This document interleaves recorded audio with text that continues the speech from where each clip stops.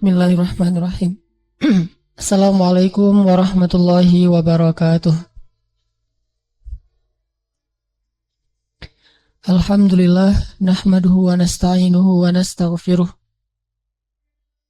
Hamdan katsiran tayyiban mubarakan fih kama yuhibbu rabbuna wa yarda. Asyhadu an la ilaha illallah wahdahu la syarika lah. Lahul mulku wa lahul hamd wa huwa ala kulli syai'in qadir. Wa asyhadu anna Muhammadan abduhu wa rasuluh alladzi la yantiqu 'anil hawa in huwa illa wahyun yuha. Allahumma salli wa sallim wa barik ala hadzal nabiyil karim kama dzakarahu dzakirun al-akhyar. Wa salli wa sallim wa barik alaihi makhtalafa al-lail wan nahar. Wa salli wa sallim wa barik ala sayyidina wa habibina wa maulana Muhammadin wa ala al-muhajirina wal ansar. Wa ba'd. Qala Allah Ta'ala fil Qur'anil Karim. A'udzu billahi minasy syaithanir rajim. Wasari'u ila maghfiratin min rabbikum wa jannatin 'arduha as-samawati wal ardu u'iddat lil muttaqin. الذين ينفقون في السراء والضراء والكاظمين الغيظ والعافين عن الناس والله يحب المحسنين. صدق الله العظيم. Teman-teman yang dirahmati Allah Subhanahu wa taala, hari ini kita akan membahas tentang salah satu di antara ciri orang yang sabar. Salah satu di antara sifat sabar itu, karena sabar adalah lebih dari setengah dari keimanan. Kalau para ulama menyebutkan hadis ada 60-an cabang iman, hampir seluruh cabang iman itu diraih dengan kesabaran. Hampir seluruh cabang iman itu, atau bahkan seluruh cabang iman itu diraih dengan kesabaran. Dan orang yang beriman itu ciri khas yang paling melekat di dalam dirinya itu adalah sabar. Tidak mungkin seseorang disebut beriman kalau dia tidak memiliki sifat sabar. Dan sifat sabar yang paling jelas dan paling tampak itu ada pada diri orang yang beriman. Sehingga kalau kita membaca ayat-ayat tentang bagaimana Allah menguji seseorang keimanannya benar atau tidak, selalu ayatnya itu tentang bagaimana Allah menguji kesabarannya. Allah kalau pengen lihat orang itu imannya benar apa enggak, maka Allah akan melihat kesabarannya. Bukan dilihat ibadahnya, bukan dilihat lisannya, bukan dilihat penampilannya, hartanya, amal.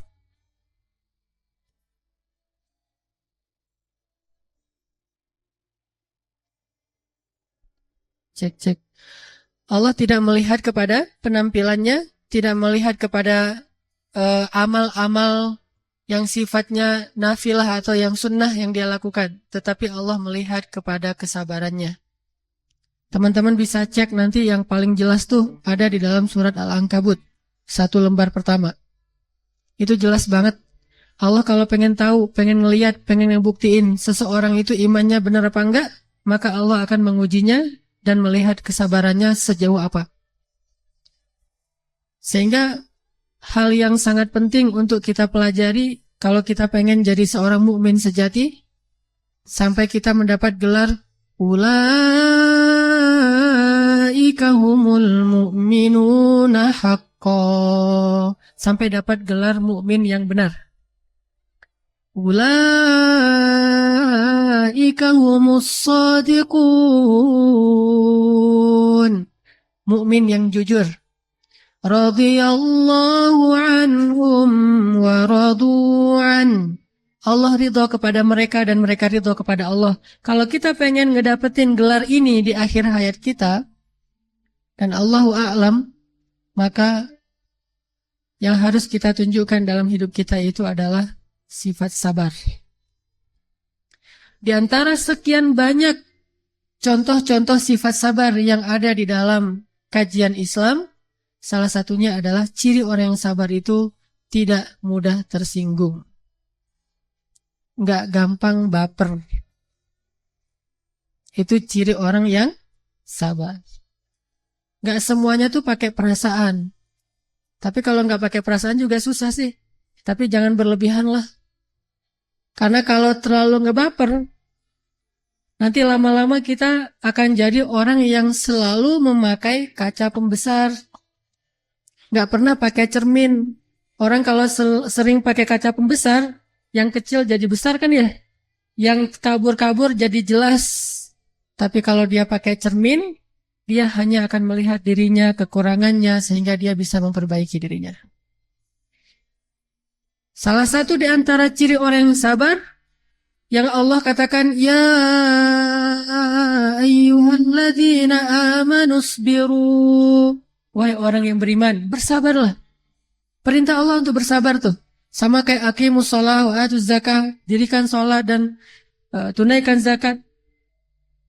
Allah juga memerintahkan kepada orang yang beriman untuk bersabar, tapi perintah bersabar 2 kali diulang-ulang dalam satu ayat. Jarang banget ada Allah mengatakan dalam satu ayat, wahai orang yang beriman, dirikanlah sholat dan dirikanlah sholat. Yang ada dirikanlah sholat dan bersabarlah atasnya. Atau beribadah kepada Allah dan bersabarlah atasnya. Tapi jarang Allah mengatakan satu perintah yang sama berurutan di dalam satu ayat kecuali perintah sabar. Ya ayyuhalladzina amanu sabiru wasabiru. Wahai orang yang beriman, bersabarlah dan kuatkanlah kesabaran kalian. Seolah-olah Allah mengatakan gini, bersabarlah, ya Allah, tapi saya udah sabar. Ya udah, kuatin lagi kesabaran kamu, gitu. Jadi nggak ada cerita, sabar juga kan ada batasnya. Sebetulnya sabar bukan ada batasnya, sabar ada tempatnya. Kalau di tempatnya, maka sabar aja terus tanpa berbatas. Allah lah yang menentukan batasnya kapan. Sebagaimana Allah juga menentukan ajal setiap segala sesuatu. Sehingga Allah memerintahkan kita dengan bahasa yang sangat jelas, menutup semua ayat di surat Ali Imran. Ayat penutup. Seolah-olah setelah Allah membahas tentang semua masalah dalam surat Ali Imran, ujung-ujungnya Allah simpulkan, kalau kalian pengen ngedapatin semua kebaikan di surat Ali Imran, ya ayyuhalladzina amanu sabiru wasabiru. Wahai orang yang beriman, bersabarlah dan kuatkanlah kesabaran kalian. Sehingga salah satu di antara ciri orang yang sabar tuh, dia nggak gampang tersinggung. Dia nggak gampang pundungan. Apalagi kalau pundungnya fi sabilillah. Gimana pundung fi sabilillah? Ada orang ngajak temennya ke masjid. Yuk ke masjid yuk, ada talim tuh bagus. Kayak kamu udah pasti masuk surga aja. Ya udahlah, kamu aja masuk neraka sendiri. Udah tertutup hatinya dan segala macam. Udah pergi sendiri. Saya nggak akan ngajak-ngajak dia lagi. Dia emang orangnya udah apa misalnya. Kita belum apa-apa ya. Baru ngedawahin orang sehari 2 hari udah pakai surat Al-Baqarah. Khatamallahu ala qulubihim. Belum apa-apa udah khatamallahu ala qulubihim. Padahal kalimat khatamallahu ala qulubihim itu hak prerogatifnya Allah saja. Kita nggak boleh bilang itu. Ayat itu hanya Allah yang bisa menyampaikannya kepada makhluk, kepada hambanya. Karena cuma Allah yang tahu isi hati hamba. Sehingga kita nggak punya hak mengatakan, tuh orang-orang yang kayak gitu tuh, itu udah ditutup hatinya. Khatamallahu ala qulubihim. Jadi kita udah nggak perlu capek-capek mendakwahi mereka. Bukankah Allah udah pasti menutup hatinya Abu Thalib, tetapi Rasul terus mendakwahinya? Bukankah Allah sudah menutup hati anaknya Nuh, tetapi Nuh masih tawar-menawar kepada Allah, ya Allah, beri saya 1 hari lagi, 1 hari aja. Mudah-mudahan dia bisa terbuka hatinya. Tapi karena kita pundung fi sabilillah, baru sekali 2 kali kita ngajak teman kita ngajak istri kita, ngajak suami kita, baru sekali 2 kali kita mengajarkan mereka tentang kebaikan, lalu mereka menolak mentah-mentah, langsung kita tidak sabar, lalu pundung dan tidak mau lagi mengajak mereka kepada kebaikan. Apa kata Allah di akhir surat Al-Qalam? وَلَا تَكُنْ كَصَاحِبِ الْحُوتِ. Janganlah kamu seperti orang yang dimakan ikan. Allah nggak mau menyebut namanya untuk menutupi aibnya. Janganlah kamu, ini etika Allah, bukan menutupi aibnya, maaf, etika Allah kepada nabinya. وَلَا تَكُنْ كَصَاحِبِ الْحُوتِ. Janganlah kamu seperti orang yang dimakan ikan. Siapa dia? Nabi Allah Yunus alaihissalam. Kenapa beliau disebut orang yang makzum, orang yang dikuasai amarahnya dan tidak mampu menahan dirinya dari marah kepada kaumnya? Karena beliau tidak sabar terhadap penentangan kaumnya. Dan menurut saya sih wajar banget beliau nggak sabar. Kalau kita mah nggak wajar. Beliau sangat wajar. Setelah sekian tahun berdakwah, sekian tahun bersabar, dizolimi terus-menerus, akhirnya beliau pundung. Menurut saya sih wajar. Tetapi walaupun wajar, Allah nggak rela. Gimana kalau kita yang masih belum sangat wajar? Nabi Yunus berdakwah kepada kaumnya. Yang menentang beliau itu bukan cuma kaumnya, tetapi pemerintahnya. Jadi dari pemerintah beliau diteror, beliau ingin dibunuh. Dari kaumnya yang beliau belain, malah menuduh beliau macam-macam. Jadi seolah-olah kita lagi ngebelain teman kita, orang lain menghujat-hujat kita, teman yang kita belain juga ikut menghujat kita. Pernah nggak ngerasain kasus kayak gitu? Kita lagi ngebelain seseorang, tapi orang itu bukan malah mendukung kita, malah dia menghujat kita. Akhirnya yang jadi kambing hitam kita sendiri. Ini ujian kalau kayak gini ini lagi diuji seperti Nabi Yunus. Sehingga akhirnya Nabi Yunus, ya udahlah terserah kalian. Kalau nggak mau beriman itu urusan kalian, bukan urusan saya. Pergi. Perginya juga bukan mau berhenti berdakwah. Perginya mau mencari umat lain yang mau mendengar dakwah beliau.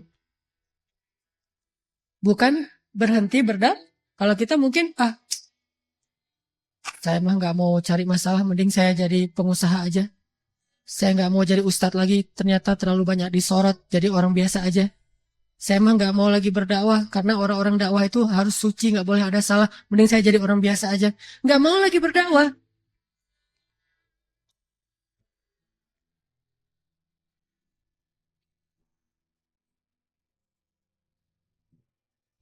Sabar ya.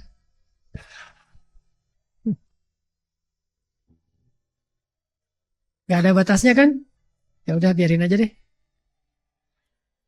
Sabar ya, dengerin yang kayak gini-gini. Cek. Ya artinya Nabi Yunus alaihissalam bukan beliau mau berhenti berdakwah, bukan beliau nggak mau lagi menyampaikan risalah, cuma beliau pengen pindah ke negeri yang lain, berharap di negeri itu beliau akan ketemu dengan orang yang mau mendengar dakwah beliau. Cuma kayak gitu niatnya. Tetapi Allah nggak rela dan akhirnya Allah memberi pelajaran kepada Nabi Yunus dengan adegan yang kita tahu ceritanya. Sehingga Allah ketika Nabi Muhammad SAW agak sedikit melemah dalam dakwahnya, mulai agak merasa, aduh, kok gini-gini amat ya dakwah mah. Akhirnya Allah nasihati Nabi Muhammad dan itu ada di surat juz 29 dan wama adraka ma juz 29. Tahukah kita apa itu juz 29? Juz 29 itu seluruhnya surat Makkiyah.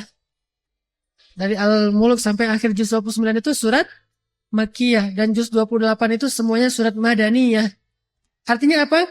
Juz 29 ini setiap suratnya turunnya di Mekah. Kalau juz 30 ada Makkiyah, ada Madaniyah. Surat-surat yang lain ada Makkiyah, ada Madaniyah. Tapi kalau juz 29 semuanya Makkiyah. Artinya semuanya turun di Mekah. Kalau semuanya turun di Mekah, kita bisa kebayang lah gimana suasana waktu itu. Berarti suasana ketika Nabi dalam keadaan benar-benar diuji oleh Allah dalam awal-awal dakwahnya. Dihujat sana-sini, dicaci maki, dicela, difitnah, ditinggalkan orang-orang tercintanya, orang-orang terdekatnya, tinggal sendiri, jatuh miskin, disiksa fisiknya, perasaannya, dan seluruhnya dalam kondisi yang melemah kayak gitu. Allah menasihati Nabi Muhammad dengan kalimat, wasbir, bersabarlah terhadap ketetapan Tuhanmu. Dan janganlah kamu seperti orang yang dimakan ikan. Coba teman-teman buka deh surat Al-Qalam, surat 68, biar kita tilawah dulu.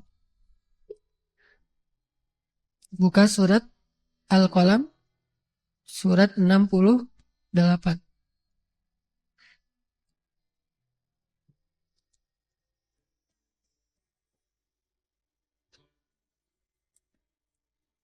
Kita mulai dari ayat 44 sampai selesai.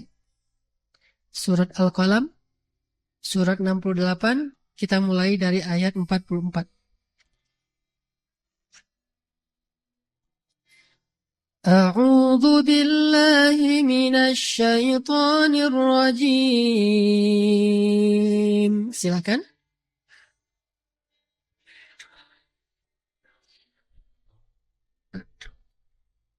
Ya, kita baca yang serentak ya. Setelah saya baca, teman-teman ikutin dan suarakan ini sebagai syiar kita, gemakan Masjid Istiqomah dan Kota Bandung ini dengan suara-suara anak muda. Bismillahirrahmanirrahim.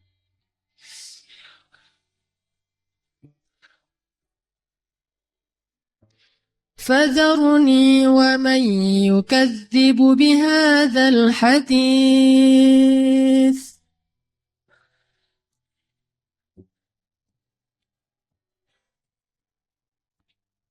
سنستدرجهم من حيث لا يعلمون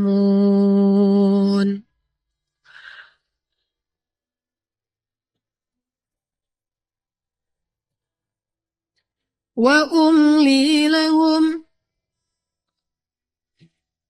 إن كيدي متين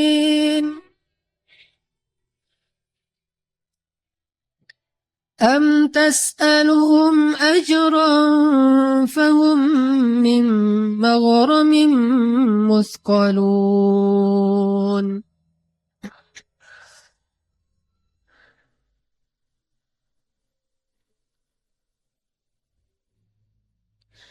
أم عندهم الغيب فهم يكتبون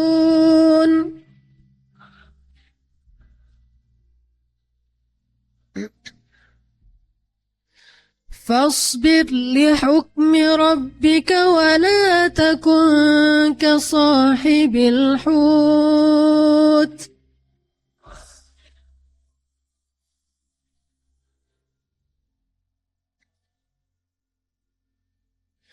ولا تكن كصاحب الحوت إذ نادى وهو مكظوم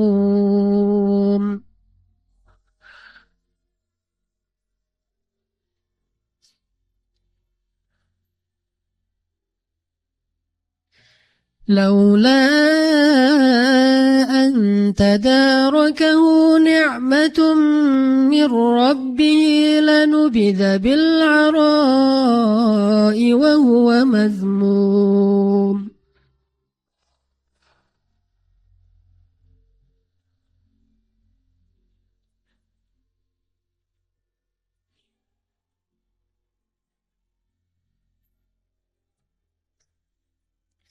فاجتباه ربه فجعله من الصالحين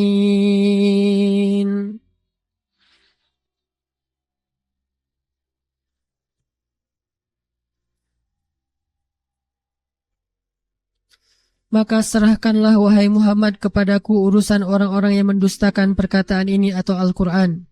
Nanti kami sendiri yang akan menarik mereka dengan berangsur-angsur ke arah kebinasaan dari arah-arah yang mereka tidak duga-duga. Dan aku memberi tangguh kepada mereka, sesungguhnya rencanaku amat tangguh. Apakah kamu meminta upah kepada mereka wahai Muhammad, lalu mereka merasa berat dengan hutang piutang itu? Ataukah ada pada mereka itu ilmu tentang gaib, lalu mereka menulis padanya yang mereka tetapkan? Maka bersabarlah kamu wahai Muhammad terhadap ketetapan Tuhanmu. Dan janganlah kamu seperti orang yang berada di dalam perut ikan ketika ia berdakwah, bukan berdoa ya. Nah dari situ berdakwah. Ketika dia berdakwah sedang ia dalam keadaan marah kepada kaumnya. Kalau sekiranya ia tidak segera mendapat nikmat dari Tuhannya, benar-benar ia akan dicampakkan ke tanah tandus dalam keadaan tercela. Lalu Tuhannya memilihnya dan menjadikannya termasuk orang-orang yang soleh. Ini ayat turun ketika Nabi sedang perasaannya lagi dalam keadaan galau banget. Dan galaunya Nabi itu bukan urusan pribadi. Lebih keren lah daripada galau kita. Lebih agak elit dikit. Kalau kita mah galau mah urusannya itu melulu ya. Kayak cerita minggu kemarin ya. Galaunya keliling Sungai Nil. Nah kalau itu mah galau gak keren. Jangan ditiru ya. Saya malah takut gara-gara saya cerita kemarin banyak yang meniru. Kenapa nih banyak yang keliling-keliling sungai-sungai di Bandung? Gara-gara galau mengikuti Ustadz Hanan. Kalau Sungai Nil masih mending lah keliling tapi asik ngelihat pemandangannya. Dan Sungai Nil itu kata Nabi salah satu sungai surga yang ada di bumi.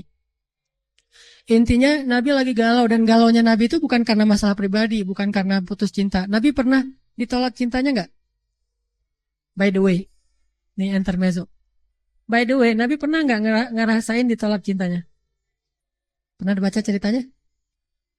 Pernah banget, 2 kali. Jadi yang putus-putus cinta, berbahagialah kalian mengikuti sunnah Nabi. Pernah ditolak 2 kali. Cuma bedanya, Nabi ditolak mah biasa aja.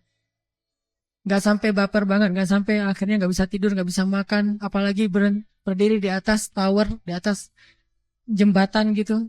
Tapi mau loncat gak berani, gak loncat, gak keren, masa turun lagi gitu kan ya. Udah naik di atas tower, loncat, aduh sakit juga nih kalau jatuh nih, apalagi ngelihat di bawah itu banyak batu. Tapi mau turun lagi gak keren, ntar ditertawain sama orang lain. Akhirnya muter-muter aja di situ, lama-lama jatuh sendiri, bukan karena niat bunuh diri, terbunuh. Atau sampai ada yang nabrakin motornya ke truk yang berhenti di depan rumah ceweknya, dia tabrakin sehingga biar ceweknya tahu, biar kamu tahu gimana aku gak bisa hidup tanpa kamu. Nabi mah gak kayak gitu. Pernah beliau ditolak cintanya? Pernah. Saat beliau masih jomblo, belum menikah dengan Khadijah, belum dapat wahyu, beliau punya perasaan sayang kepada anaknya Abu Thalib dan ingin menikahinya, ternyata ditolak oleh papanya. Pak, saya ingin melamar anak bapak. Maaf, udah ada yang duluan dan saya emang niat mau nikahin anak saya dengan kaum yang fulan, dengan kabilah fulan. Pak mah sarah banget gitu ya. Enggak, biasa aja. Saya mau menikahkan putri saya dengan kabilah fulan karena dulu mereka menikahkan putri mereka dengan kabilah kita, yaitu ayahmu dengan Aminah. Oh ya udah nggak apa-apa, udah selesai, beres, nggak ada sampai keliling Sungai Nil kayak gitu kan, nggak ada adegan-adegan kayak gitu, biasa aja. Ternyata dapat yang lebih baik, yaitu Khadijah. Khadijah wafat, datang lagi ke situ. Coba, berarti kan Rasulullah masih nyimpen ya. Dan itu manusiawi, nggak salah, walaupun nggak sampai ada perasaan yang macam-macam. Secara manusiawi banget, naluri banget gitu. Khadijah wafat, Rasulullah ngelamar lagi cewek yang sama. Cuma sekarang dia udah janda, udah punya anak. Sekarang yang nolak bukan bapaknya udah meninggal, yang nolak dia sendiri. Dia bilang, ya Rasulullah, siapa sih yang tidak ingin menjadi istrimu? Tetapi saya bingung. Saya punya banyak anak. Kalau saya menikah dengan engkau, saya harus memilih berat kemana. Kalau saya berat kepada suami, saya takut mentelantarkan anak-anak saya yang masih kecil-kecil. Kalau saya berat ke anak, saya takut zalim kepada hak suami saya. Daripada saya jadi orang zalim, maka ya Rasulullah maaf, saya nggak bisa terima. 2 kali loh, cewek yang sama, bayangin. Tapi apa baper? Biasa aja. Makanya orang yang sabar tuh kayak gitu tuh. Orang yang tangguh tuh kayak gitu. Laki-laki yang tangguh tuh jangan lihat saya emang nggak tangguh kemarin tuh, sekarang insya Allah udah tangguh. Jadi yang tangguh tuh kayak gitu. Ada masalah cinta mah bukan segalanya dalam hidup lah. Walaupun dia adalah salah satu di antara zinatul hayah, perhiasan hidup ya. Bahkan kata Nabi, kehidupan dunia ini adalah kesenangan dan sebaik-baik kesenangan itu adalah istri yang solehah, artinya dengan perasaan. Tetapi dia bukan segalanya, bukan akhir dari segalanya, bukan juga, ya pokoknya hidup kita tentang cinta, love, and love. Pokoknya love aja gitu. Enggak segalanya tentang cinta. Ada hal yang lebih penting daripada sekedar masalah cinta yang identik dengan hawa nafsu. Yaitu cinta karena Allah. Kalau cinta karena Allah mah nggak akan pundung gara-gara status yang nggak jadi. Biasa aja. Tapi kalau cinta karena hawa nafsu, statusnya nggak diokein, nggak dijadiin, nggak disahkan, maka dia pun menjadi pundung fi sabilil hub, di jalan cinta. Nanti tulis tuh artikel dengan judul orang-orang yang pundung di jalan cinta. Dan itu banyak banget tuh, sampai ketika dia pundung di jalan cinta kayak gitu ya, dia akan mencari lagu-lagu yang akan mendukung kepundungannya. Akan mendukung kegalauannya, mendukung perasaannya yang lagi hancur-hancuran. Dia cari lagu misalnya, kau hancurkan hatiku, hancurkan. Atau satu lagi hancur, hancur melulu. Dari awal sampai terakhir hancur. Saya kan dulu pernah tuh tinggal di Dewi Sartika, di Sarbini. Dan di situ ada Saritem nomor 2 di Bandung. Saya tinggal bersebelahan dengan rumah mereka. Pagi-pagi saya lagi beres-beres mau keluar. Ada anak kecil gitu. Anak usia 4 tahun gitu.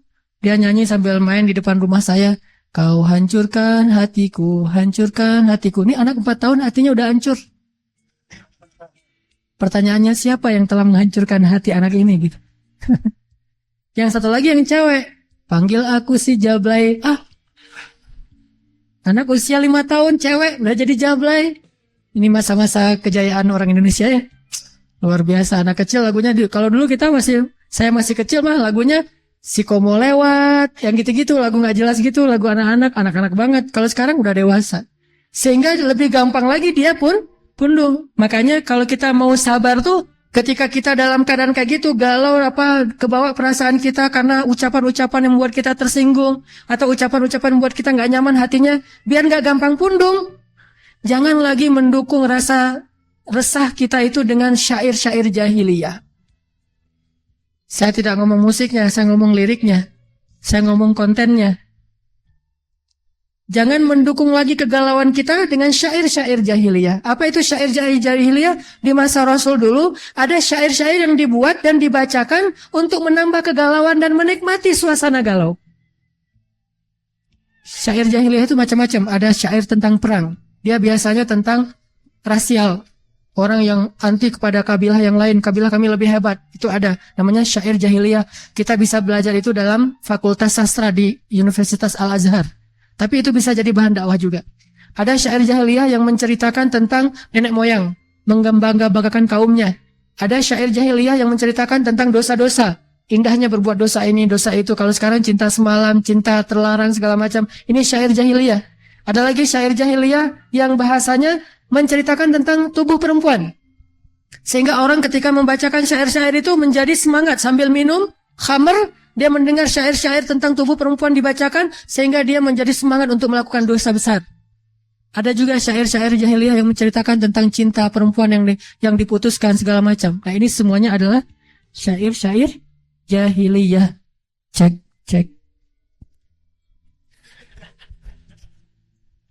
Ya, gitu ya bro. Jadi syair jahiliyah itu adalah syair-syair yang menceritakan hal-hal yang menambah kegalauan di dalam hati. Sehingga orang yang sering mendengar dan menikmati syair ini, hatinya itu menjadi lemah. Dan kita jarang mendengar ada cerita di antara sahabat bunuh diri. Nggak pernah malah, bukan jarang. Bunuh diri gara-gara cinta tuh nggak pernah. Atau jadi anjlok prestasinya, jadi nggak bisa ngafal Quran gara-gara diputusin cewek. Itu kayaknya nggak ada ceritanya di antara sahabatnya. Ada gitu, mana Abu Hurairah kok nggak masuk sekolah hari ini ngafal hadis? Ya Rasul, dia mah lagi galau sekarang. Kenapa? Soalnya nggak ada tuh Abu Hurairah cerita kayak gitu.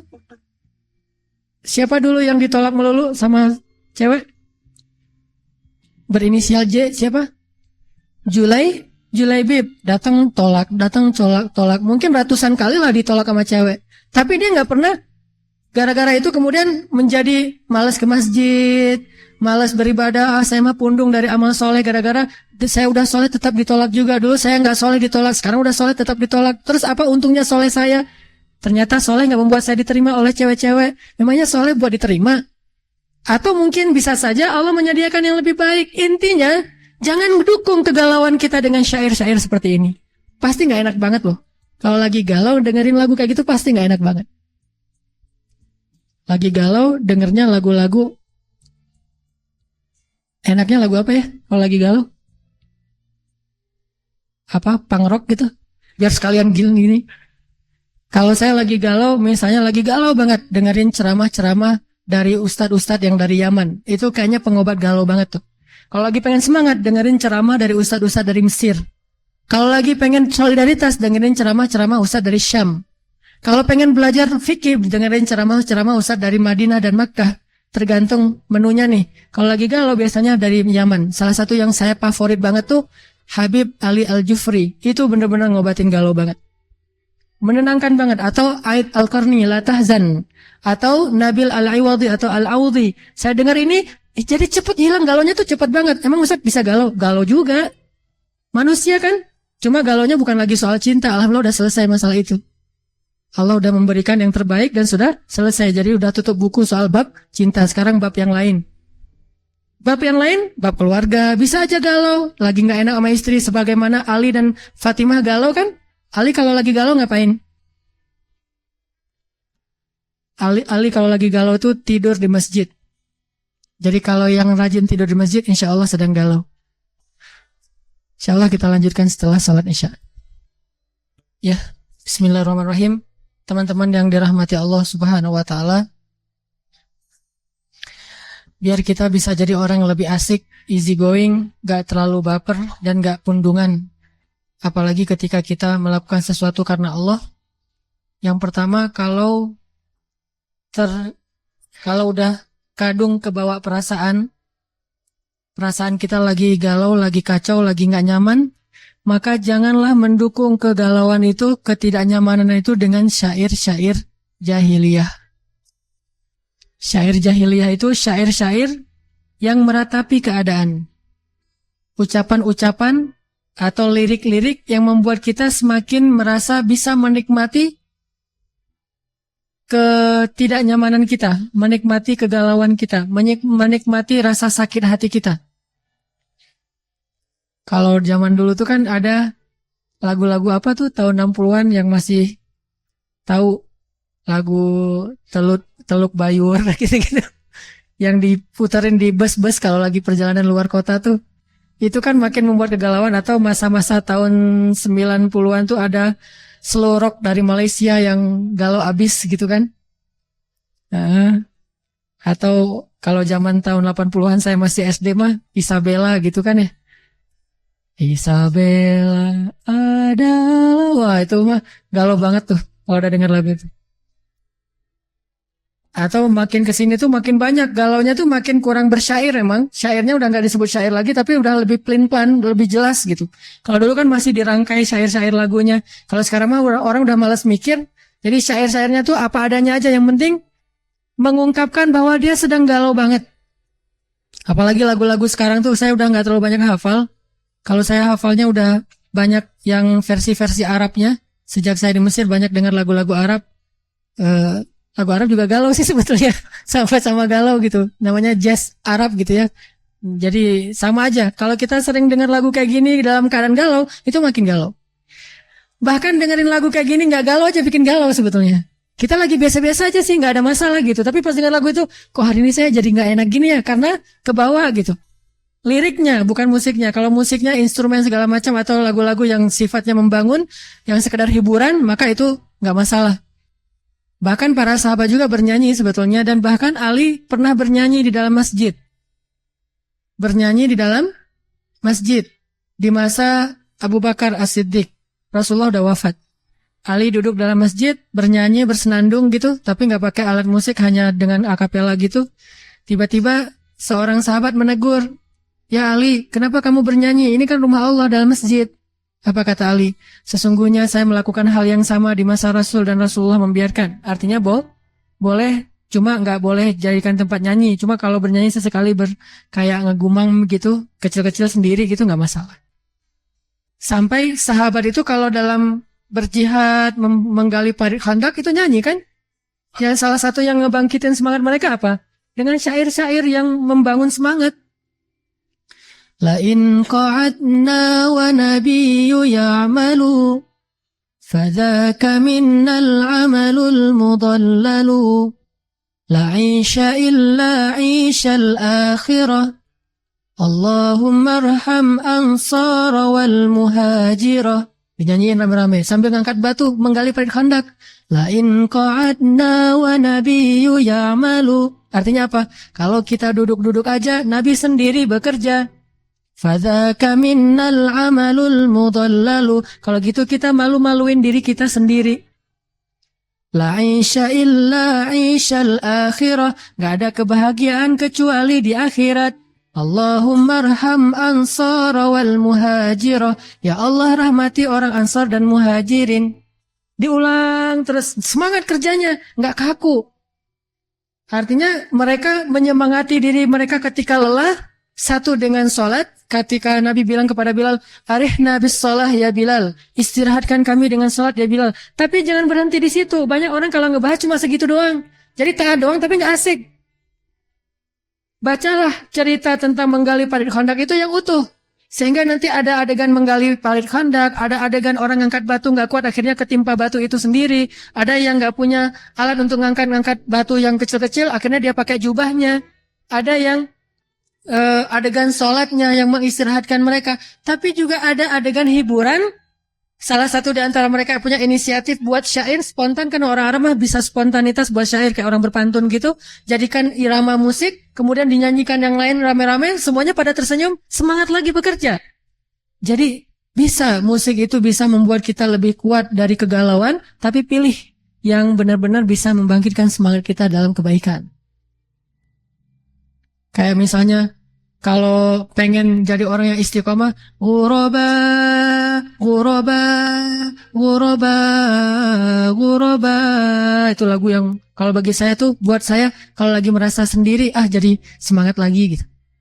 Yang dulu kita pas teman-teman yang pernah ikut hiking bareng dulu ke Ciwidey, pas kita naik dan turun, siapa vokalisnya dulu? Mana vokalisnya? Oh ini dia nih. Vokalisnya dari naik sampai turun, lagunya gimana Pev? Masih ingat lagunya? Lagu apa? Allahu ghayatuna, Allah tujuan kami. Itu dari naik sampai turun tuh lagi, sampai kita bareng-bareng nyanyi. Hal-hal yang kayak gini nih, nyanyian, musik, bahkan pakai alat pengeras suara gitu. Dan ini semuanya sesuatu yang bisa meredam rasa galau kita. Sehingga sahabat itu ketika mereka lagi dalam keadaan tegang, mereka bernyanyi.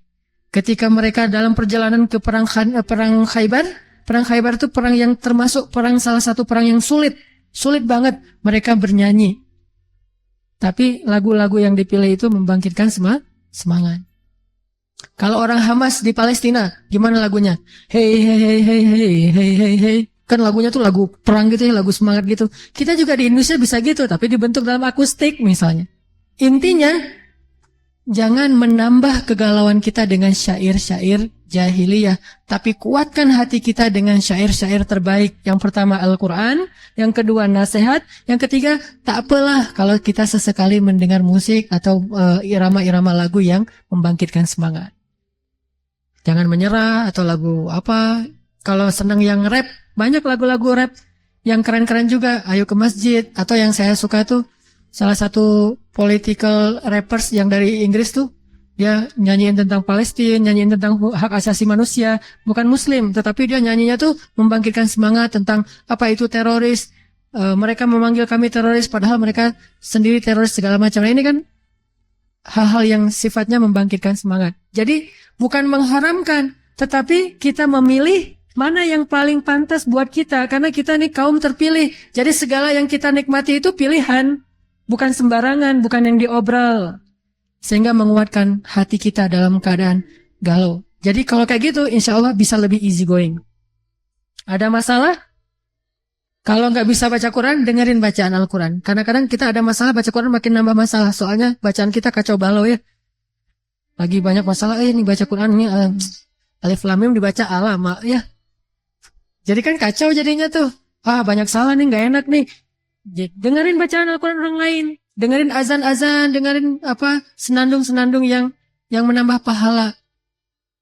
Pernah ngerasa capek nggak dengerin bacaan Al-Quran? Jujur, nggak ada yang berani jawab.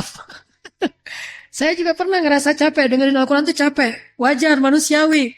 Artinya malal itu dalam bahasa Arab artinya bosan, dan itu sesuatu yang manusiawi. Jangan malu kalau kita mengatakan, aduh, saya agak bosan, astagfirullahaladzim. Tapi astagfirullah ya.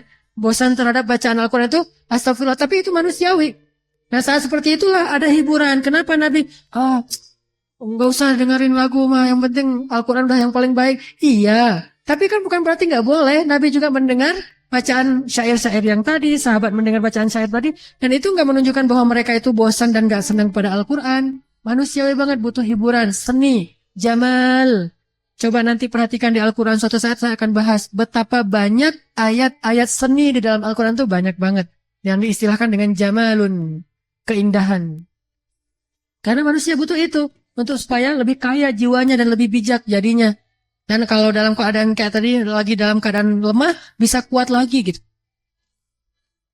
Maka kalau misalnya udah dengerin Al-Quran, pengen dengerin lagu deh, atau pengen dengerin tausiah, pilih tausiah yang singkat-singkat tapi membangkitkan semangat. Salah satunya kalau saya misalnya senang dengar kalau yang versi bahasa Melayunya, Habib Zainal Abidin tuh yang dari Malaysia ya.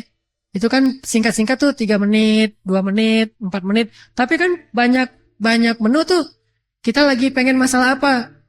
Maafkanlah, atau jangan sakit hati, jangan marah, apa segala macam kan banyak tuh. Tinggal klik di YouTube, dengerin, semangat lagi. Atau baca. Saya kalau lagi ada masalah perasaan saya ke keluarga, misalnya ke istri gitu. Dari mana saya tahu hadis tentang 70 kali seorang suami harus bersabar kepada istri? Dari ketika saya galau. Ketika saya lagi galau masalah istri, mungkin ada yang nggak enak gitu, ada percekcokan, ada permasalahan, beda pendapat, dan itu nggak wajar, setiap keluarga ngalamin. Saya langsung nge-browsing di internet. Nasihat Nabi kepada suami.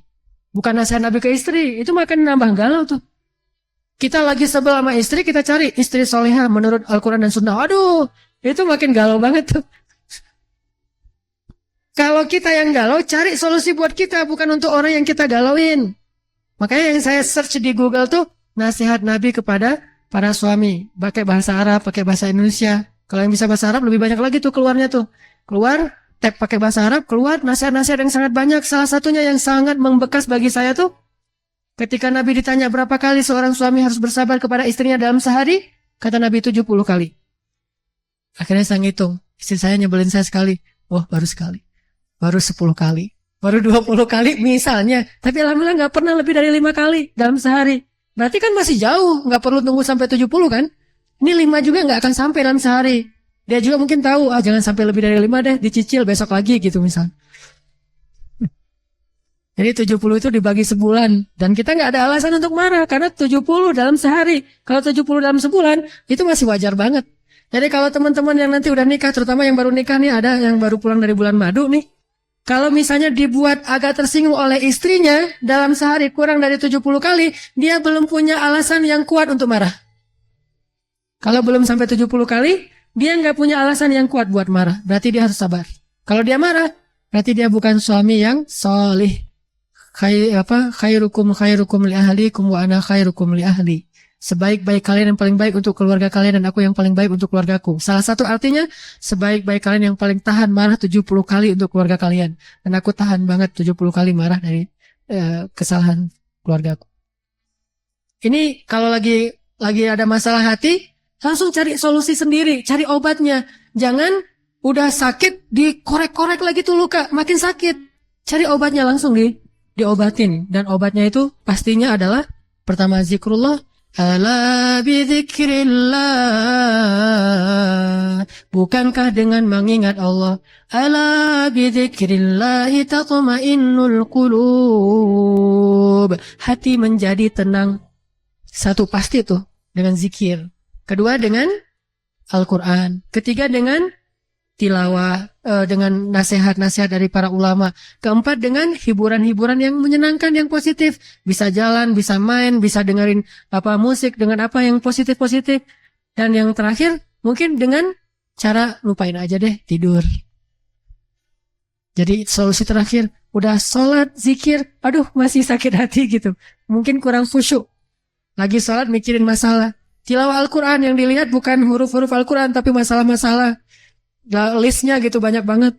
Udah gitu dengerin musik, aduh bingung milih musik yang bisa menyemangati kita. Dengerin nasihatnya makin berat, soalnya yang dibahas masalah sunnah, bid'ah, surga, neraka, berat-berat banget gitu, fikih gitu ya.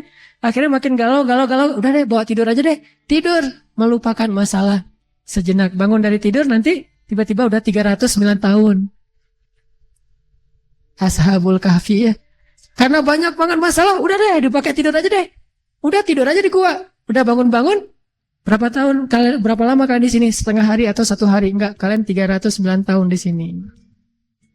Itu walaupun bahasanya adalah bahasa dakwah, sebetulnya tidurnya Ashabul Kahfi itu salah satu cara Allah nasihatin kita. Kalau kalian punya masalah, tidur aja deh. Kayak Ashabul Kahfi, dakwah enggak bisa diterima oleh kaumnya. Nah, yuk kita tidur aja yuk, bareng-bareng yuk gitu. Pergilah ke gua tidur 309 tahun. Kalau nggak bisa tidur, minum Panadol. Insya Allah bangun tidur tuh segar loh, nggak ada masalah lagi. Memang butuh tidur, kadang-kadang bukan masalah sih, memang butuh tidur aja. Kita stres karena capek banget, jadi butuh tidur. Itu satu poinnya ya, jangan nambah masalah dengan syair-syair jahiliyah. Yang kedua, kalau kita pengen lebih easy going dengan perasaan kita ketika ada masalah dari luar, jangan dibesar-besarkan. Ada istilah Arab, syair Arab, mengatakan kalau terjemahannya gini, tutupilah luka itu sebesar lukanya. Jangan sampai lukanya dikit di ujung jari, tapi perbannya itu sampai ke sini. Wah, kayak orang lagi patah gitu. Terus kemana-mana tuh bawa, oh saya mah sakitnya parah banget nih, nggak bisa digerakin tangannya. Padahal lukanya doang sekecil semut di ujung jari, lukanya kecil banget. Tapi yang ditutup misalnya ketusuk duri gitu ya, bukan segitu doang yang di plester gitu. Tapi wah semuanya sampai ke sini nih. Sehingga dia jalan juga kayak gini, merasa bahwa dia yang paling berat lukanya di muka bumi. Ini berarti orang yang membesar-besarkan masalah. Udah segitu doang. Kata para ulama, tutupilah jarhah, tutupilah luka itu sebesar ukuran luka itu. Jangan dilebih-lebihkan. Udah segitu aja. Kalau bahasa yang tadi saya pakai, analoginya jangan pakai kaca pembesar. Makin jelas, makin besar tuh. Padahal kecil aslinya. Kayak setitik debu kalau dipakein kaca pembesar, jadi batu kan? Yang dari jauh tuh nggak terlalu kelihatan, jadi jelas banget. Itu kalau pakai kaca pembesar. Makanya biar lebih easy going, lihatlah masalah seukuran masalah. Kalau satu kata cukup satu kata, jangan dirapel dengan semuanya yang selama ini kita dengerin. Tuh kan benar, memang selama ini dia disebutin semuanya, diakumulasi. Berarti kita memperbesar masalah. Setiap ada masalah, udah segitu aja. Jangan ditambah dengan yang kemarin. Yang kemarin lagi, yang setahun yang lalu, 2 tahun yang lalu, yang seumur hidup, diakumulasi jadi satu, triggernya kecil tapi meledaknya tuh luar biasa. Kenapa? Karena kita tidak proporsional dalam menyikapin masalah. Ada teman kita yang salah ngomong, udah yang itu doang tuh. Sehingga lebih mudah untuk memaafkannya, lebih mudah untuk melupakannya ketimbang dia salah ngomong sekali, kita ingat beberapa kali yang lalu. Dia juga pernah dulu, yang lain-lain, semuanya dirapel, akan susah sekali kalau kayak gitu. Maka lihatlah masalah seukuran masalah. Jangan dilebih-lebihkan. Jangan hiperbola. Jangan lebay. Mungkin poin kedua itu artinya jangan lebay. Ini poin kedua. Dan yang terakhir, yang ketiga, biar kita lebih easy going dari ucapan orang, dari sikap orang lain. Cobalah belajar, ajari telinga kita untuk ikhlas. Ajari telinga kita untuk ikhlas. Apa maksud telinga kita untuk ikhlas? Maksudnya telinga kita ini belajar mendengar sesuatu itu karena Allah, bukan karena kita, bukan karena orang lain. Kalau karena kita hanya mau mendengar sesuatu yang menyenangkan hati kita. Kalau karena orang lain, kita mendengar orang-orang yang menurut kita respect. Menurut kita orangnya keren. Kalau misalnya orangnya kita sebel, kita nggak mau dengar. Tapi dengarlah karena Allah. Kalau karena Allah, asalkan itu kebaikan dan kebenaran, kita terima dari siapapun, dari musuh sekalipun. Apa kata Nabi? Terimalah kebaikan walaupun keluarnya dari mulut seorang budak Habasyah. Artinya, bukan karena siapa yang ngomong, bukan seperti apa ucapannya, tetapi intinya adalah kebaikan, dengarkan saja. Dan itu bukan mengkritik kita, itu justru sesuatu yang baik buat kita. Nahnu ahaqqu bihadza. Kaum muslimin lebih berhak menerima kebaikan ini daripada orang lain. Sehingga terima kebaikan itu dari siapapun. Gak boleh sombong. Jangan sampai kita mengingkari kebenaran dan kebaikan hanya gara-gara kebenaran dan kebaikan itu keluar dari orang yang menurut kita lebih rendah daripada kita. Jangan sampai kita menolak suatu kebaikan hanya gara-gara kebaikan itu ditampakkan oleh orang yang menurut kita nggak baik. Menurut kita nggak baik, padahal belum tentu menurut Allah kayak gitu. Jangan sampai seorang istri menolak nasihat dari suaminya yang menurut istrinya, suaminya belum menjadi seorang suami yang solih. Jangan sampai seorang suami menolak kebaikan dari istrinya karena hanya berpikir istrinya belum taat kepada suaminya. Terimalah kebaikan dari siapapun, bahkan dari mulut seorang budak Habasyah atau dari musuh sekalipun. Budak Habasyah itu agamanya bukan agama Islam. Bukan agama Islam, budak pula dan bukan orang Arab. Jadi secara status sosial di masyarakat Arab itu jauh beda dengan orang Arab, Quraisy, Ahlul Bait. Tetapi tetap diterima yang namanya kebaikan dari siapapun juga. Kita belajar dari semua orang, kita menerima kritik dari semua orang, Nggak ada cerita saya seorang guru maka saya nggak boleh dikritik oleh muridnya. Bahkan seorang nabi pun dikritik oleh para sahabat dan beliau nggak marah. Siapa sahabat yang pernah mengkritik nabi? Habis-habisan kritiknya. Umar masuk Islamnya belakangan lagi tuh. Kalau Abu Bakar masih mending, kalau Khadijah masih mending. Ini Umar yang masuk Islamnya tuh setelah Nabi berdoa lama baru masuk Islam. Yang di masa jahiliyahnya pernah minum khamr, dosanya macam-macam. Kritik Nabi, ya Rasulullah, keras suaranya di depan Nabi. Sampai Allah sendiri yang menurunkan ayat, ya ayyuhalladzina amanu la tarfa'u aswatakum fawqa sautin nabi. Janganlah kalian mengangkat suara kalian di hadapan Rasul melebihi suara Rasul. Tapi Rasul gak marah. Allah yang mengajari mereka etika, tetapi Rasul nggak jadi baper gara-gara itu. Kenapa?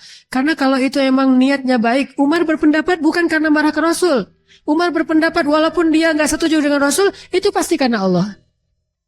Umar setuju dan nggak setuju, itu karena Allah. Kenapa? Karena Umar itu zahir dan batinnya sama. Zahir dan batinnya sama. Kalau dia zahir nggak setuju karena Allah, berarti batinnya juga gitu. Nggak ada munafik dalam, nggak ada dzi wajhain. Tidak ada bermuka dua di dalam diri Umar bin Khattab. Dia orangnya terus terang gitu. Sehingga Rasulullah paham banget karakter Umar. Umar mah karena dia nggak setuju, pasti nggak setujunya karena Allah, bukan karena dia nggak enak sama saya, karena dia ada masalah sama saya, enggak. Pernah Umar dengan Abu Bakar tuh kayak gitu. Abu Bakar ngusulin sesuatu, Umar bilang, menurut saya nggak kayak gitu ya Rasul. Baper Abu Bakar, tersinggung, nggak easy going. Akhirnya Abu Bakar bilang, Umar, kamu kayaknya seneng banget beda sama saya, kata Abu Bakar. Kata Umar, enggak, saya emang kayak gini pendapat saya. Tapi kamu selalu membantah saya. Enggak pernah sama pendapat kita. Ramai itu di depan Rasulullah. Akhirnya turun lagi ayat. Ya ayyuhalladzina amanu la tarfa'u aswatakum. Jangan lagi kalian bersuara keras di depan Nabi. Bertaubat lagi. Pernah ngalamin kayak gitu juga sahabat. Insaniyatus sahabah. Sisi-sisi manusiawinya para sahabat. Tapi ketika mereka udah paham, Umar pernah dikritik lebih keras dari ini. Tapi nggak sampai membawa perasaan. Ketika Umar jadi Amirul Mukminin Khalifah Presiden, bayangin yang mengkritiknya seorang mantan budak Bilal bin Rabah. Ngebantah terus. Umar ngeluarin satu undang-undang, dibantah sama Bilal. Umar ngeluarin keputusan presiden, dibantah sama Bilal. Pokoknya Bilal ini ngebantah Umar aja terus. Sampai Umar bilang ini apa? Kata Umar, ya Allah aku berlindung kepadamu dari Bilal. Sampai ngomong gitu coba. Saking kerasnya bantahan Bilal kepada Umar. Sampai Umar bilang, ya Allah aku berlindung kepadamu dari Bilal. Tapi Umar gak marah sama Bilal. Cuma udah gak tahan lagi gitu. Saking terus menerus gitu. Dalam keadaan bertubi-tubi terus menerus. Deketan lagi waktunya. Terus aja Bilal ngebonjokin Umar. Sampai Umar terpojok banget. Sampai Umar bilang, ya Allah aku berlindung kepadamu dari Bilal. Ini artinya mereka mah orangnya easy going banget. Pernah Umar di depan para jamaah habis sholat, kan zaman dulu mah presiden, dia juga ulama, dia juga imam sholat ya. Habis ngimamin sholat, Umar berdiri kemudian mengumumkan satu pengumuman. Gara-gara ada pengaduan dari salah seorang perempuan, dari seorang laki-laki yang ngadu dia jomblo, udah tua masih jomblo. Ditanya sama Umar, kenapa kamu masih nggak jomblo? Kamu jomblo fisabilillahnya Istiqomah dan Al-Latif ya gitu. Kata dia, enggak, saya mah enggak jomblo, bukan yang enggak mau nikah, bukan terlalu selektif. Tetapi mahar-mahar perempuan sekarang mahal-mahal, wahai Amirul Mukminin. Saya bukan orang kaya, enggak sanggup membayar mahar perempuan. Walaupun hadisnya sebaik-baik perempuan yang paling murah, maharnya, tetapi namanya manusia kadang-kadang menganggap dirinya, saya kan keren, jadi mahar saya mah 2 miliar gitu misalnya. Saya aja suka bercanda sama istri saya, karena bercanda doang sih enggak serius. Anak saya menurut saya adalah bidadari saya, my angel gitu. Jadi saya bilang ke istri saya, nanti mahar dia tuh paling murah 4 miliar ya. Saya 3 miliar, kamu setengah miliar, dia setengah miliar, jadi saya dapat 3 miliar gitu-gitu. Jadi dicandain, maharnya mahal-mahal. Kalau teman-teman pergi ke Mesir, orang Mesir itu rata-rata nikahnya di atas 35 tahun. Kenapa? Sukses dulu baru bisa nikah, saking mahalnya mahar orang Mesir. Makanya saya nggak punya istri orang Mesir. Maharnya mahal banget. Apa maharnya? Harus punya 1 bungalow, mobil, kemudian emasnya itu sampai ditaruh dari ujung pergelangan tangan tuh sampai di siku tangan, penuh berapa kilogram, setengah kilo. Ngadulah nih seorang sahabat ke Umar, Ya Amirul Mukminin, sekarang maharnya terlalu mahal dan segala macam. Saya tidak bisa menikah. Akhirnya Umar menjadi marah karena dia presiden, dia tinggal ngubah hukum aja. Ketika dia selesai sholat, dia katakan, wahai kaum muslimin, mulai sekarang saya akan buat peraturan bahwa mahar tidak boleh melebihi sekian dinar. Siapa yang selama ini maharnya sudah melebihi sekian aturan yang saya buat, maka kembalikanlah kepada laki-laki yang membayar mahar. Sebutlah misalnya 1 dinar. Siapa yang selama ini dapat mahar lebih dari 1 dinar, maka dia kembalikan sisanya kepada suaminya atau laki-lakinya. Seorang sahabiat mengangkat tangan perempuan dari belakang dan itu kelihatan. Artinya masjidnya masih belum ada pembatas. Baru ada pembatas masjid di zaman masjid dalam Islam itu akhir-akhir ini. Dulu di zaman Rasul, di zaman sahabat, nggak ada pembatas laki-laki dan perempuan, hanya perempuan agak belakangan biar beda dengan laki-laki. Lalu dia mengangkat tangan. Umar mengatakan, ada apa? Dia mengatakan, ya Amirul Mukminin, bagaimana engkau akan mengatakan sesuatu yang bertolak belakang dengan Al-Quran? Gimana maksud kamu? Allah berfirman dalam Al-Quran, setelah kamu memberikan mahar kepada istri-istrimu, janganlah kamu mengambil lagi mahar itu dengan jalan apapun. Inginkah kamu mengambil api neraka ke dalam perutmu? Akhirnya Amirul Mukminin dimarahin sama perempuan itu. Apa kata Umar? Banyak orang yang lebih fakih daripada Umar bin Khattab. Coba, nggak baper kan? Easy going kan? Banyak orang yang lebih ngerti agama daripada saya. Ya udah, saya tarik lagi, nggak jadi peraturannya. Coba, presiden coba, bisa kayak gitu. Namanya kebenaran, terima aja. Kalau emang kita salah, kenapa kita mau gaya-gayaan? Ngakuin aja kesalahan kita. Udah, akhirnya tarik lagi peraturannya, nggak jadi.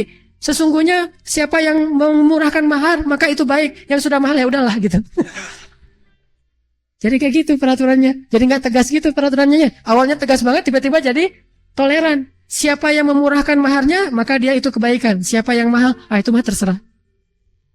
Sampai kayak gitu. Terjadi lagi di zaman Abdullah bin Mas'ud. Mungkin sebagian ibu-ibu udah pernah dengar ceritanya. Ada seorang sahabat, saya lupa namanya. Dan kalaupun saya ingat, mungkin gak perlu disebutkan juga namanya. Karena ini salah satu adegan yang lucu. Ada seorang sahabat jadi kayak gubernur gitu di sebuah wilayah Islam. Namanya dulu mungkin masih sedikit ulama, jadi dia gubernur, dia ulama juga. Masyarakat minta fatwa kepada gubernur.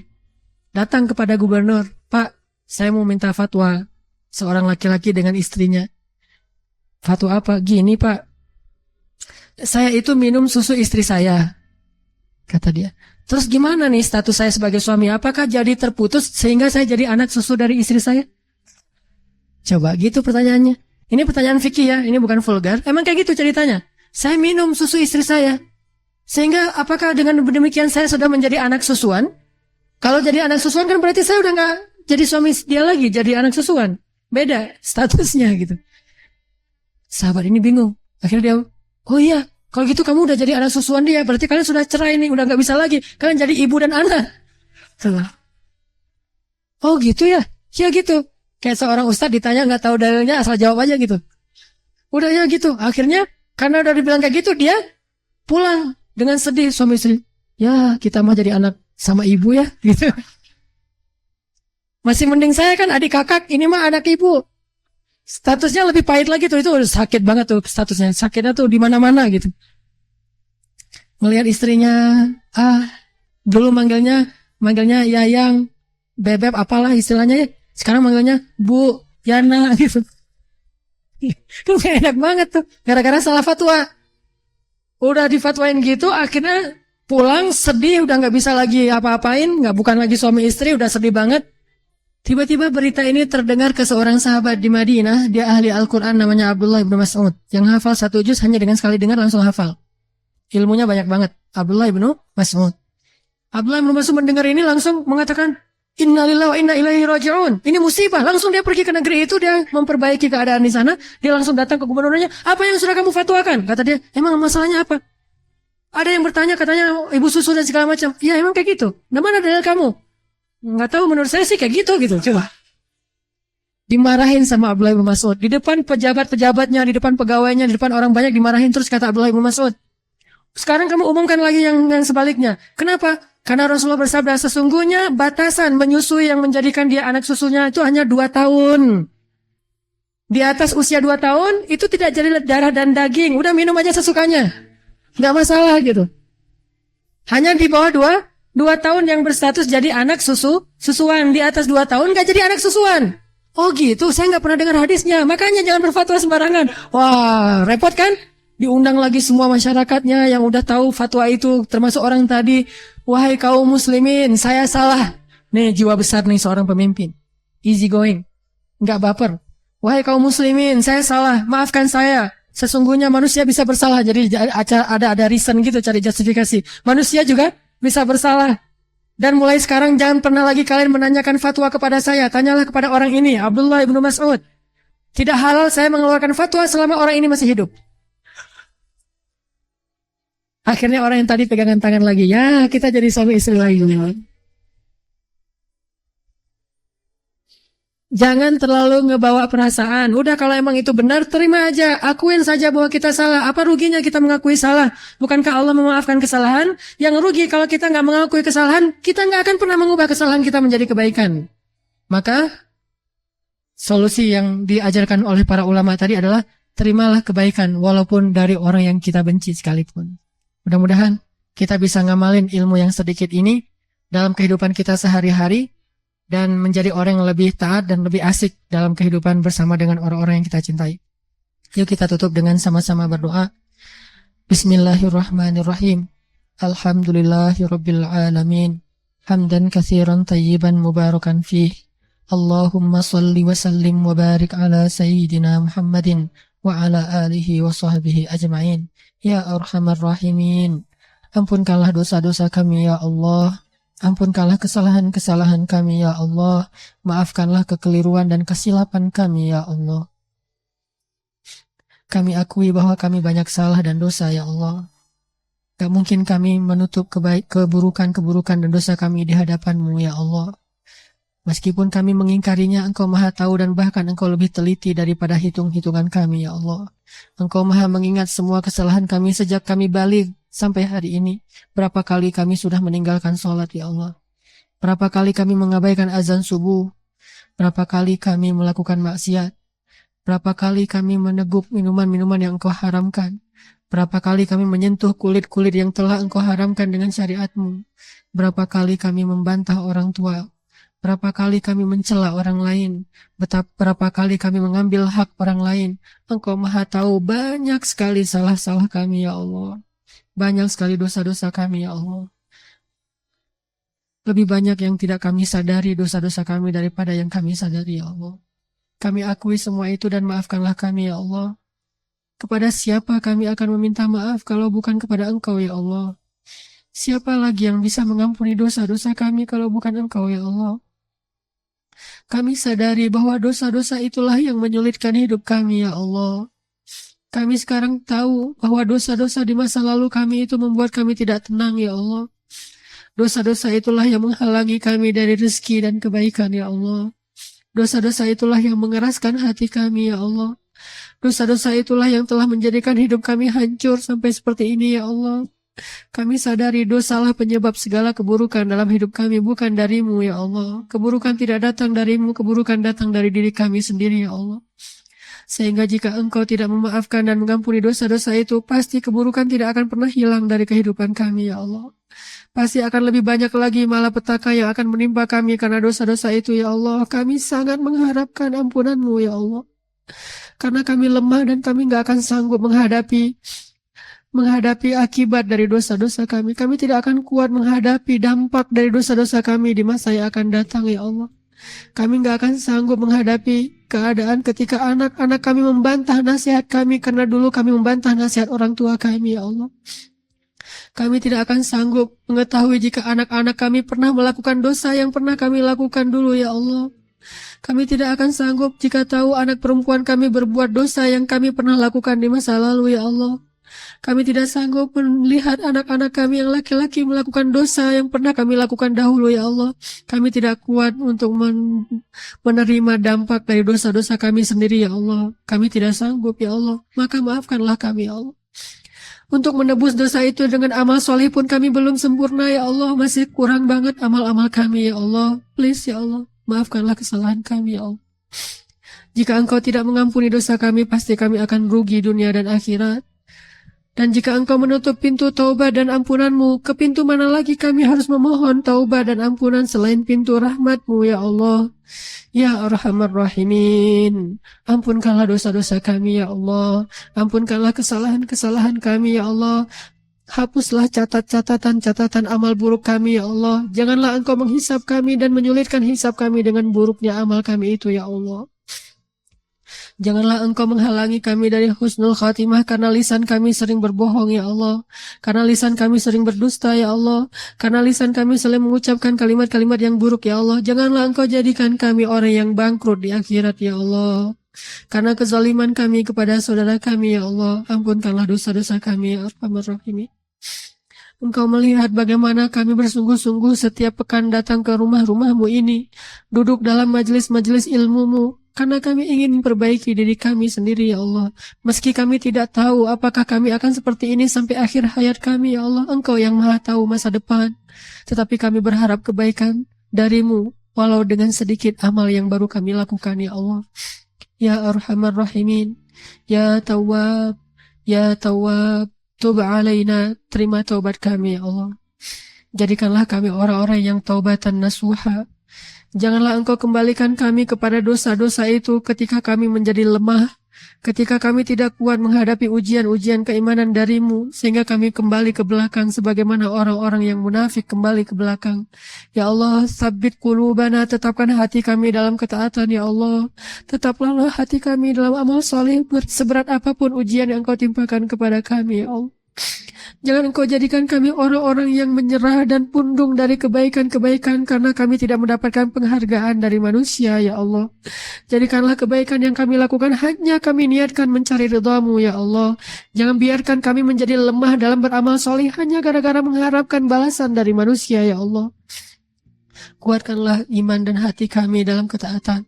Tetapkanlah keistiqomahan kami, ya Allah, dalam keadaan senang dan dalam keadaan susah, dalam keadaan kaya dan dalam keadaan miskin, dalam keadaan lemah dan dalam keadaan kuat. Ya Allah, tetapkanlah hati kami. Ya Arhamar Rahimin, kami tahu Engkau tidak akan menerima iman seseorang sebelum Engkau menguji dan melihat kesabarannya. Dan kami merasa sejak kami hijrah, ujian yang Engkau berikan kepada kami belumlah mampu menunjukkan bukti keimanan kami. Belum ada apa-apanya ujian yang kami alami dibandingkan ujian yang pernah Engkau berikan kepada para sahabat-sahabat Nabi-Mu, ya Allah.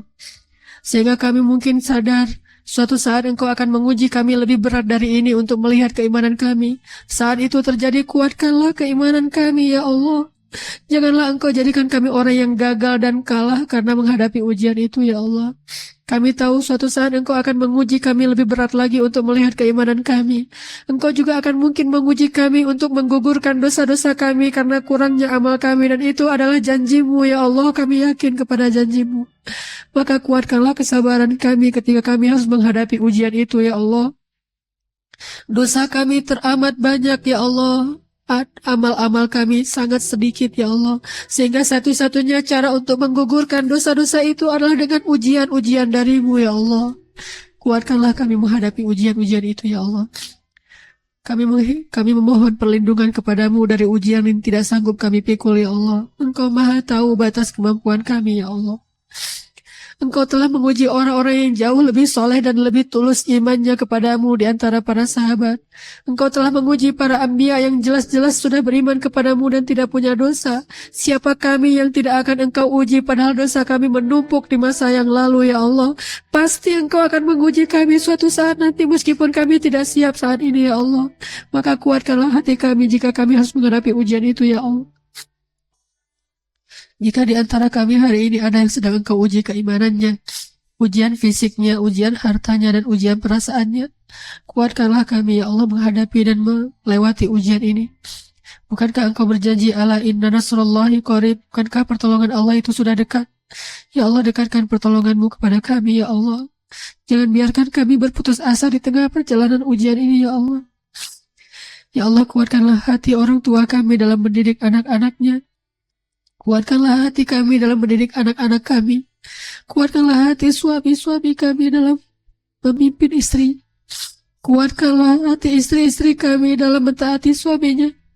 Ya Arhamar Rahimin, Jika kami lapar, jadikanlah lapar kami sebagai penggugur dosa kami di masa lalu. Ya Arhamar Rahimin, jika kami sedih, jadikanlah kesedihan kami penggugur dosa kami di masa yang lalu. Ya Arhamar Rahimin, jika kami sakit, jadilah sakit kami sebagai penggugur dosa kami di masa yang lalu. Ya Arhamar Rahimin, jika kami merasa khawatir, jadilah kekhawatiran kami sebagai penggugur dosa kami di masa yang lalu. Ya Arhamar Rahimin, jadikan setiap musibah dan ujian dalam hidup kami penggugur dosa kami di masa yang lalu. Dan kuatkanlah kesabaran kami, ya Allah. Ya Arhamar Rahimin, kepada siapa kami harus mengadu dan curhat kecuali kepada Engkau yang Maha Tahu keadaan hamba-Nya. Kami ini lemah, kami ini fakir, kami ini tidak ada apa-apanya di hadapan-Mu, ya Arhamar Rahimin. Semua kami punya masalah sendiri-sendiri. Seandainya semua masalah ini kami adukan kepadamu, sedikit pun tidak akan menyulitkanmu, ya Allah. Yas'aluhu man fis samawati wal ard kulla yawmin huwa fi sya'n. Setiap hari Engkau sibuk mengurus hamba-hambamu. La ta'khudhuhu sinatu wa la nawm. Uruslah kami, ya Allah, peliharalah kami dan bimbinglah kami, ya Arhamar Rahimin.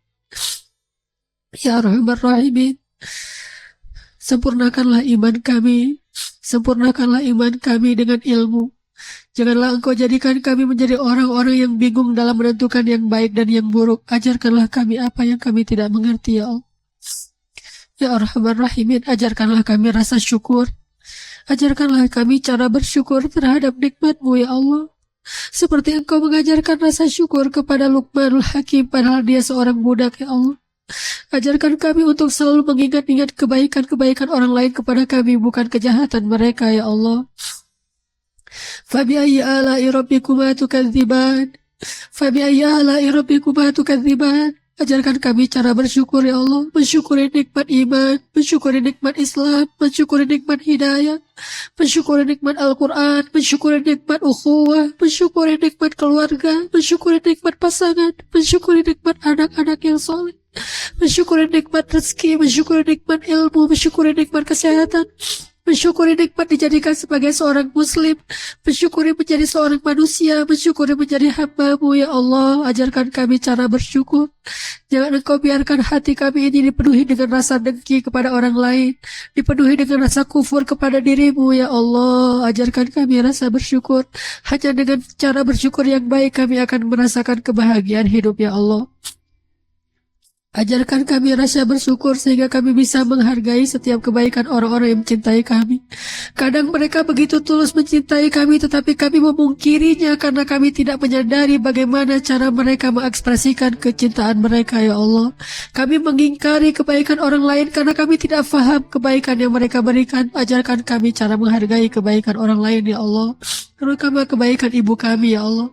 Yang kadang kami merasa ibu kami terlalu sering merepotkan diri kami, padahal itu adalah bentuk kasih sayang dan perhatiannya kepada kami.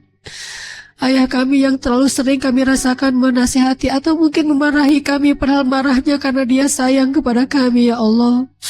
Suami kami yang terlalu banyak menasihati kami seolah-olah dia tidak rela jika kami merasakan kebahagiaan, padahal justru karena dia sayang dan ingin menggiring kami ke surga-Mu, ya Allah. Ajarkan kami cara menghargai kebaikan dari orang lain, ya Allah. Ya Arhamar Rahimin, berilah pertolongan-Mu kepada kaum muslimin di seluruh dunia, kepada kaum muslimin di Suriah, kepada kaum muslimin di Palestina, kepada kaum muslimin di Yaman, kepada kaum muslimin di Rohingya. Ya Arhamar Rahimin, hanya doa-doa yang naik ke hadapan-Mu inilah yang bisa kami lakukan untuk menolong dan memberi perhatian kepada saudara kami di seluruh dunia, ya Allah. Kami bermunajat kepadamu untuk pertolongan saudara-saudara kami yang sedang dikepung oleh orang-orang yang memusuhi agamamu di Palestina, ya Allah. Ya Allah, rahmatilah para syuhada kami, anak-anak kami yang mati dalam keadaan dizolimi, putri-putri kami yang tertindas, perempuan-perempuan kami yang dilecehkan, orang tua kami yang disakiti. Ya Allah, saudara-saudara kami yang terusir dari rumahnya, tolonglah mereka, ya Allah. Dan jadikanlah kami orang yang jauh lebih bisa bersyukur, karena keadaan kami jauh lebih baik daripada keadaan mereka, ya Allah. Jadikanlah kami salah satu di antara penolong-penolong agamamu ya Allah. Ya Allah, bantulah dakwah kaum muslimin di Indonesia ya Allah. Bantulah dakwah kaum muslimin di Indonesia ya Allah. Berikanlah hidayah-hidayahmu kepada pemuda-pemuda Indonesia ya Allah. Berikanlah hidayah-hidayahmu kepada pemuda Bandung ya Allah. Berikanlah hidayahmu kepada perempuan-perempuan pemuda dan pemudi Indonesia ya Allah. Jadikanlah kami para pemuda ini sebagai awal dari kebangkitan Islam di Indonesia ya Allah. Jadikanlah kami agen-agen dakwah penerus perjuangan Rasul-Mu ya Allah. Jangan Engkau biarkan kami sibuk dengan urusan pribadi kami dan menelantarkan hak-hak agama kami ya Allah. Jadikanlah kami para kesatria-kesatria Islam. Jadikanlah kami para pejuang-pejuang Islam. Sebagaimana Engkau menghijrahkan Umar dari musuh menjadi pembela-pembela Islam ya Allah. Lahirkanlah dari tulang sulbi kami para mujahidin ya Allah. Orang-orang yang akan meneruskan perjuangan Khalid ibn Walid ya Allah. Salahuddin al-Ayyubi. Lahirkanlah dari rahim-rahim istri kami seorang pemimpin-pemimpin yang adil ya Allah. Sebagaimana lahir dari ibunya Musa. Sebagaimana lahir dari rahim-rahim para sahabiat. Seorang laki-laki yang bernama Umar bin Khattab yang adil. Lahir dari rahim seorang perempuan, seorang laki-laki yang bernama Ali bin Abi Thalib. Nuruddin Zinki. Ya Allah, perbanyaklah orang-orang soleh seperti itu di Indonesia ya Allah.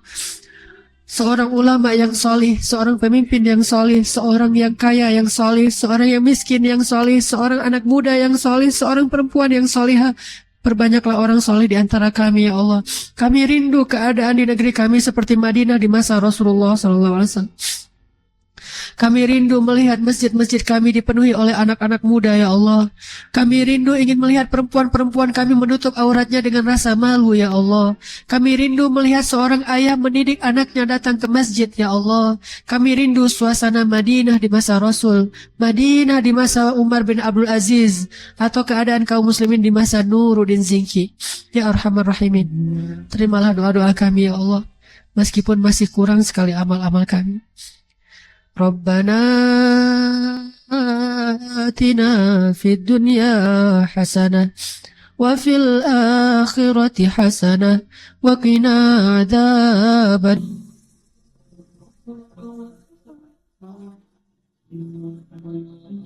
Benar kan kata Allah, kalau mereka fuqara yughnihimullah, maka Allah akan memberikan kekayaan untuk mereka atau kecukupan. Jadi obat hati itu adalah yakin kepada Allah. Dan cara yakin kepada Allah, baca firman-firman Allah Subhanahu wa Ta'ala. Allah berjanji di dalam banyak ayat untuk bisa menjadi iman, menambah faith, menambah keyakinan di dalam hati kita. Tinggal kita baca aja. Banyak banget ayat-ayat kayak gitu. Jadi begitu kita galau tentang gimana nanti nih, apa yang harus saya kasih, gimana menafkahi, baca nih ayat. Gitu juga kalau misalnya kita cari kerjaan atau cari nafkah. Allah Subhanahu wa Ta'ala juga memberikan kita banyak sekali ayat-ayat yang menjadi janji dari Allah bahwa siapa yang yakin kepada Allah, pasti Allah Subhanahu wa Ta'ala akan menjaganya. Itu banyak banget ayat kayak gitu. Salah satunya teman-teman bisa baca minimal banget teman-teman bisa baca di surat Hud ayat 6. Coba baca surat Hud, surat 11 ayat 6. Ini juga ayat untuk ngecas iman kita. Apa kata Allah di ayat 6 surat Hud? Bismillahirrahmanirrahim. Wa ma min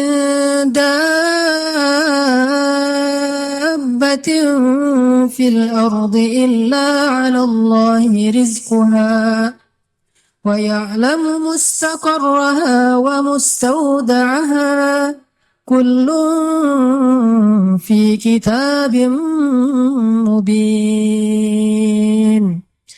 Gak ada satupun hewan yang melata di muka bumi illa 'ala Allahi rizquha, kecuali Allah yang menjamin rezeki bagi mereka. Terus kenapa kita khawatir?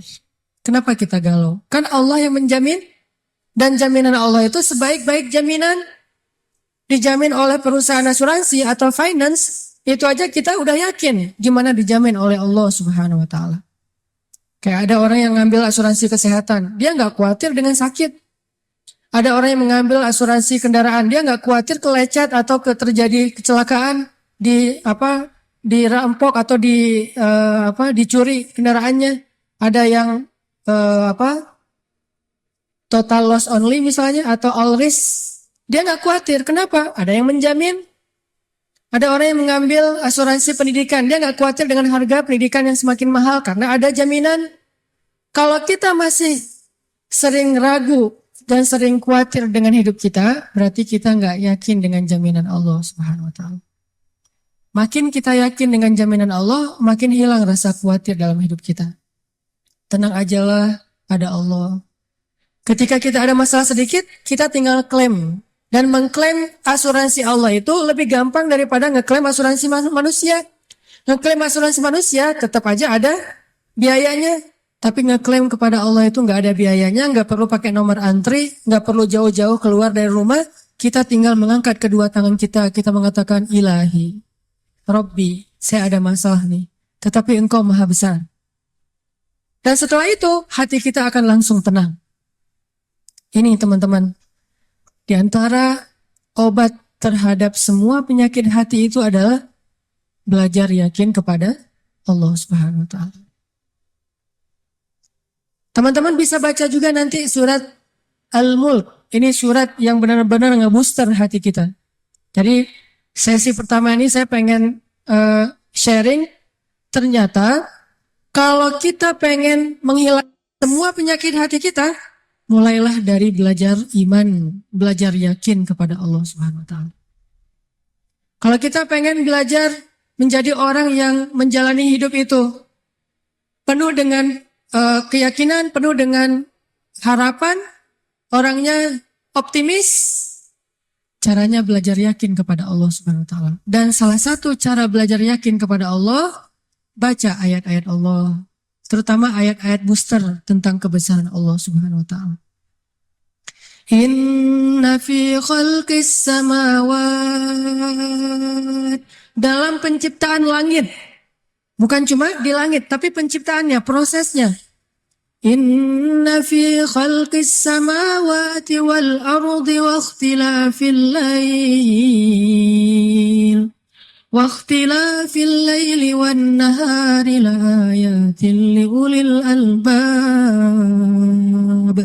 Langit, bumi, silih bergantinya malam dan siang atau musim, di situ ada bukti-bukti bahwa Allah Maha Kuasa. Kalau itu aja buat Allah gampang, cuma kun fayakun, apalagi cuma ngurus kita yang cuma kecil dibandingkan langit dan bumi. Kita itu dibandingkan langit dan bumi, gak ada apa-apanya. Kalau langit dan bumi aja buat Allah nggak ada apa-apanya lagi, apalagi kita. Jadi intinya teman-teman, kenapa kita khawatir kalau Allah menjamin kehidupan kita? Kenapa kita khawatir kalau Allah berjanji menolong kita? Kenapa kita khawatir kalau Allah Subhanahu wa Ta'ala tidak akan menyia-nyiakan kebaikan kita?